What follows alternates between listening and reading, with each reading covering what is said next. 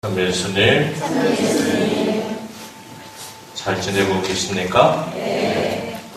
사순의 여정을 걸어가면서 여러분들이 많은 이들과 관계를 맺고 그 관계를 통해서 하나님께 나아가고 있습니다.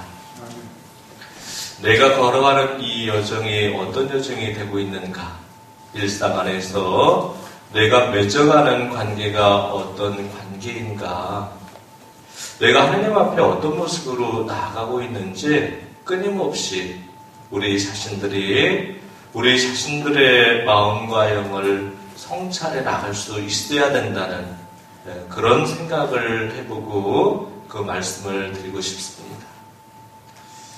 제가 복지관에서 직원들과 일을 해나가면서 직원들이 사업을 진행할 때 계획서를 가지고 저에게 와서 결제를 받습니다. 그냥 이렇게 보면은 여러 가지 잘된 계획이 있고 또 좀 부족한 계획이 있는데 결제를 하면 그걸로 계획이 진행이 되지요. 그런데 가장 중요한 것은 잘된 계획이든 좀 준비가 덜 된 계획이든 그 계획을 준비하면서 준비한 사람이 감동을 가지고 설렘을 가지고 준비를 했는가? 그게 가장 중요합니다. 내가 어떤 일을 해나가는 데 있어서 감동을 가지고 일을 준비해 나간다면 마음과 영의 설렘을 가지고 준비를 해나간다면 그 일로서 관계를 맺는 모든 이들에게 감동과 설렘을 가지고 관계를 맺을 수 있고 그렇게 그들을 대할 수가 있다는 거예요. 감동과 설렘이 있을 때 행복해질 수가 있습니다. 우리가 하나님을 만나면 얼마나 큰 벅찬 그런 감동을 느끼겠습니까? 하나님을 만나는데 기대감이 없다면, 설렘이 없다면 하나님과의 그 만남을 통해서 은혜도 없고 축복도 생겨날 수가 없습니다. 그냥 이렇게 무덤덤한 메마른 관계가 될 수 있다는 것. 가정에서 부부 간의 관계도 똑같습니다. 부모 자식 간의 관계도 똑같고 공동체에서 형제 자매들의 관계도 마찬가지라는 것.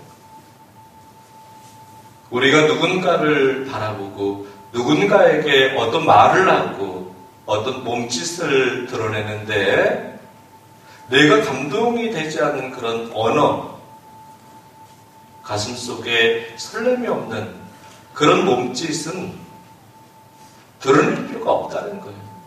드러내봤자 기쁨이 되지 못해요. 행복이 되지 못한다는 거예요. 늘 끊임없이 내가 이 생각을 통해서, 바라봄을 통해서, 내 언어를 통해서, 몸짓을 통해서 나에게 기쁨이 되는가, 나에게 감동이 되는가. 그런 나에게 기쁨이 되고 감동이 되는 것들이 하나님께도 기쁨이 되고 감동이 되는 거예요. 많은 이들에게 또한 그 감동과 기쁨을 통해서, 설렘을 통해서 같이 행복해질 수가 있다는 겁니다. 사순의 여정을 걸어가면서 여러분들이 그런 감동과 설렘을 가지고 하나님 앞에 나아가시기 바랍니다. 그 모습이 곧 하나님께 기쁨이 되고 만족이 됩니다. 예수님과의 그 만남을 통해서, 부활하신 예수님과의 그 만남을 통해서 우리가 예수님이 누리시는 영광을 함께 누릴 수가 있다. 제가 재단위에 봉헌한 미사 지향을 이렇게 보면서 어떤 지향이 가장 많은지 살펴봤습니다. 또 문제를 가지고 있는 가정, 또 문제를 가지고 있는 형제 자매, 내 자녀들, 그 문제가 풀려나가기를 그런 바라는 마음으로 재단위에 미사 지향을 올린 것 같습니다. 얽힌 믿음이 풀 수 있도록 제안합니다. 이렇게 또 재단위에 봉헌이 되어 있습니다. 제가 책을 읽는데 그 책에 영성서적이에요. 그런 말씀이 나와 있더라고요. 하나님께서 우리에게 축복을 주실 때는, 우리가 그렇게 간절히 바라는 은혜를 주실 때는 그냥 주시지 않는다. 문제라는 포장지를 싸서 축복과 은혜를 주신다. 이렇게 말씀이 들어있었습니다. 우리는 문제를 싫어합니다. 그 문제가 내 삶을 무너뜨릴까봐, 그 문제가 내 삶을 혼란스럽게 할까봐, 그 문제가 내 앞에 생겨나면 내가 걸어가는 길이 막힐까봐 다 문제를 싫어해요. 근데 하나님께서는 그 문제라는 포장지를 사용해서 우리에게 주시고자 하는 은혜와 축복을 주십니다. 예수님도 당신이 걸어가시는 길에 항상 이렇게 문제가 놓여 있었습니다. 하나님이셨지만 우리를 사랑하셔서 우리와 똑같은 사람으로 우리에게 다가오시는 그 하나님께서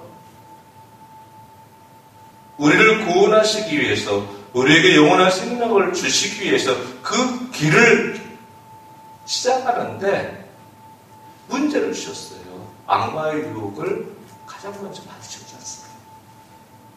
그 문제를 풀어내시고 나서 비로소 구원과 생명의 이 십자가 여정을 걸어가실 수가 있었던 거예요. 구원의 시작을 비로소 하실 수가 있었던 거예요. 근데 그 문제를 풀지 않으셨다면 아마 구원의 시작은 되지 않았을까, 그런 생각을 해보게 됩니다. 그 문제만 있었던가, 그 문제만 또 이렇게 겪으셨던가, 그게 아니에요. 순간순간이 문제이신 문제. 사람들이 문제고, 생각하지 못한 여러 가지 상황들이 문제고, 가장 가까이 있는 내 가족들이 문제라는 거예요. 제자들의 문제, 제자들, 예수님께는 당신이 사랑하는 사람들의 문제, 당신이 구원으로 영원한 생명으로 이끌고자 하는 사람들이 문제이신 문제. 죽음까지도 문제죠, 죽음까지도. 근데 그 문제를 풀어내셨어요. 그 문제를 뜯어내야 돼요, 뜯어내야 돼요.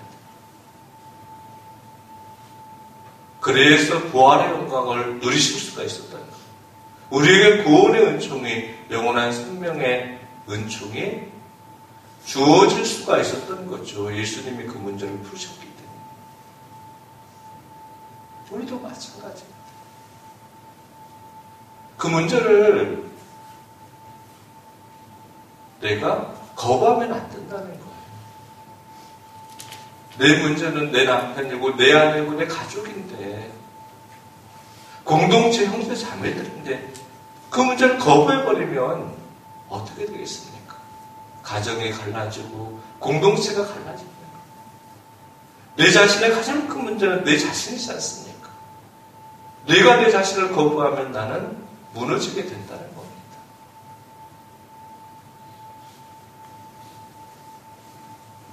예수님께서 하나님께 당신의 모든 문제를 다 맡겨드리고 하나님을 의지하고 의탁해드리면서 당신이 가지고 있는 그 문제를 풀어내신 것처럼 우리 또한 우리가 가지고 있는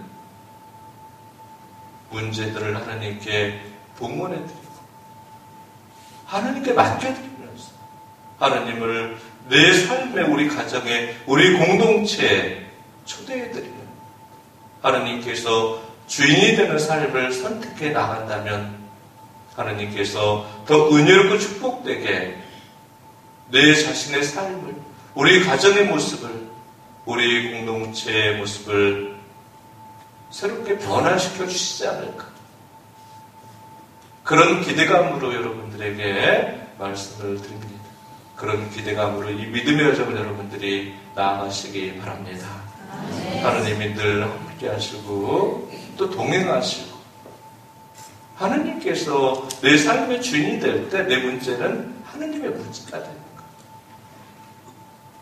하느님께 맡겨드리면 내 안에는 하느님의 사람이 돼요. 내 남편은 하느님의 사람이 돼요. 내 삶은 하느님의 사람이 되는 거예요. 그렇게 나를 힘들게 하고 공동체를 괴롭히는 자매와 형제를 하느님께 맡겨드리면 하느님의 사람이 되는 거예요. 내 자신을 하느님께 맡겨드리면 또 내 자신 또한 치유가 되고 회복이 될 수 있습니다. 내가 새로운 힘으로 새 사람으로 새 모습으로 하느님께서 원하시는 길로 나아갈 수가 있다는 겁니다. 은혜롭고 축복된 여러분들이 되시기 바랍니다. 모두 일어나시기 바랍니다.